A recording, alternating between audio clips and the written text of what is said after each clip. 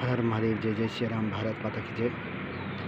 सभी लोगों को अवगत कराता हूँ कि आज जो विशेष तरह मैं लाइव आया हूँ और दो शब्द आप लोगों के बीच में बताना है कि सबसे पहले तो मैं आप सभी लोगों को बताना ये चाहूँगा कि जो लोग अपनी सनातन संस्कृति को भूलकर एक तरह है तो ज्ञान देते हैं बहुत बड़ी बड़ी, और ऐसे संत महात्माओं का मैंने विरोध करना है।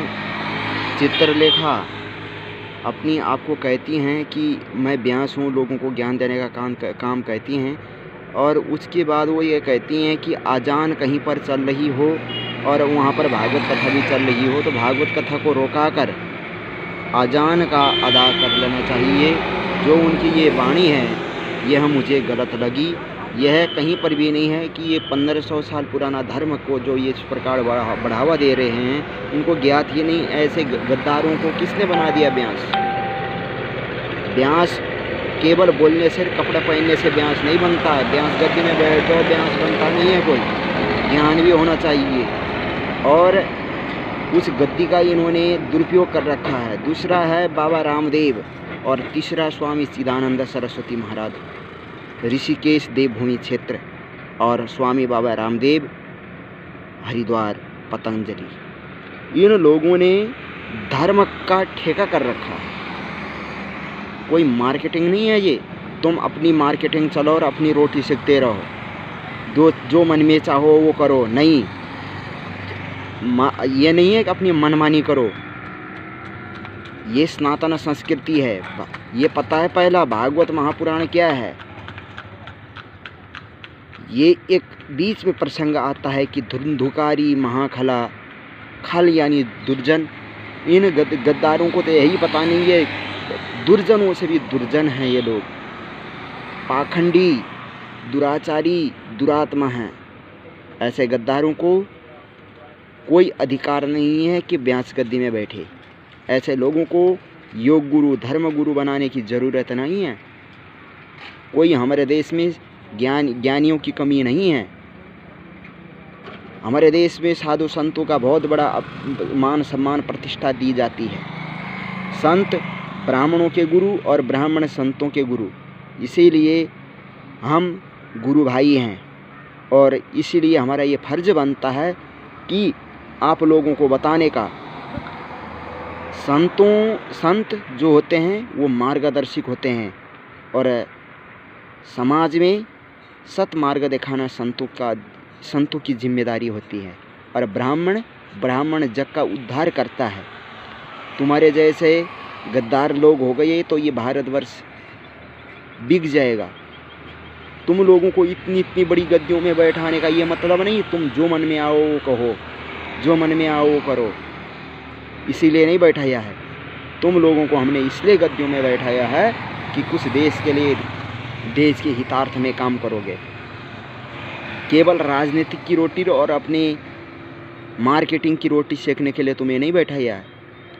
ये आस्था है, ये परमात्मा है। परमात्मा के प्रति कोई भी इस प्रकार आए और कुछ बोलकर चले जाए, ये नहीं है। इसीलिए मैं अभी चैलेंज कर रहा हूँ ये तीनों को। समय समय पर बाबा योग गुरु रामदेव ने भी ये बोला है कि ब्राह्मणों को शूद्रों के चरणों में जब तक माथा नहीं झुकाएंगे तब तक ये देश आगे नहीं बढ़ेगा। बाबा रामदेव, तेरे से मैं पूछना चाहता हूँ, एक आँख तो तेरी काणी है, अपनी आँख को सही करवा ले। अपनी आँख को सही करवा ले, तब दूसरों के बारे में बोलियो। तेरे को यही पता नहीं बन गया अपने गुरु को मार कर गद्दी हत्या लिया गद्दार। शर्म कर ले। और दूसरा स्वामी चिदानंद, मैं तेरे को बताना चाहता हूँ, सुन मेरी बात। गद्दारों की तरह वहाँ परमार्थ निकेतन में बैठकर भड़वे, सुन मेरी बात। कोई बाल बड़ा बनाने से बाबा नहीं बनता, दाढ़ी बड़ी बनाने से बाबा नहीं बनता। अबे ज्ञान भी होना चाहिए। तू बेवकूफ़ को ज्ञान भी है, वहाँ अल्लाह का नाम अजान करा रहा है। ये देश हिंदू राष्ट्र है, गंगा जी का किनारा है, भारत भूमि है, पवित्र नगरी है, पौराणिक ग्रंथ जो बहुत हजारों सालों पहले ये सनातन संस्कृति बनी है। 1500 साल पुरानी संस्कृति को हम नहीं पूछते, हम नहीं मानते, हम सम्मान ज़रूर करते हैं, परंतु जो हमारी संस्कृति का अपमान करें हम उनको कतई नहीं मानते।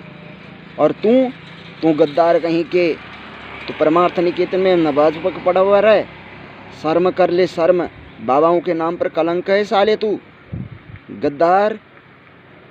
तेरे जैसे संतों को रोड के चौराहे पर बांध के भूत बनाना चाहिए। तू आसाराम से कम नहीं है, सबसे बड़ा आसाराम तो तू ही है, तेरे को जेल होनी चाहिए। और ये बाबा रामदेव, ये इतना दिनों से ऐसे कैसे खुला छूट गया। शुक्र करो कि मैं आदरणीय नरेंद्र मोदी जी से एक ही अपील करूंगा, ऐसे गद्दारों को भी जो समय समय पर समाज को भड़काने का कार्य करते हैं, इन लोगों को जेल में डालना चाहिए। जब जेल की हवा लगेगी तब पता लगेगा इन लोगों को। केवल रोटी सेकने का काम मत करो, अपने संस्कृति को समझो। क्या है इतनी पवित्र, इतनी सुंदर संस्कृति को, हमारा कल्चर को तबाही करने के लिए सोच रहे हो। सालों, अपने औकात में आओ। तुम गद्दारों को यही पता नहीं, केवल भगवा चोला पहन लेने से बाबा नहीं होते। तुम्हें पता भी है पहला क्या है। इस देश को, इस देवभूमि को समझो, जहाँ केवल दर्शन मात्र से ही पाप मिट जाते हैं। तुम्हें यही पता नहीं है, इसीलिए तो भौंकने का काम कर रहे हो। सुधर जाओ और या तो माफ़ी मांगो। आस्था और मानवता को कुछ भी करोगे, कोई भी आएगा कुछ भी बोल कर जाएगा, ये कोई वो नहीं है। इसीलिए निवेदन है कि माफ़ी मांगो तुम सब लोग। मैं पंडित शास्त्री धीरेन्द्र प्रसाद पंत, उत्तराखंड ऋषिकेश से परशुराम सेना से कार्यकारिणी सदस्य। हर हर महादेव, जय जय श्री राम।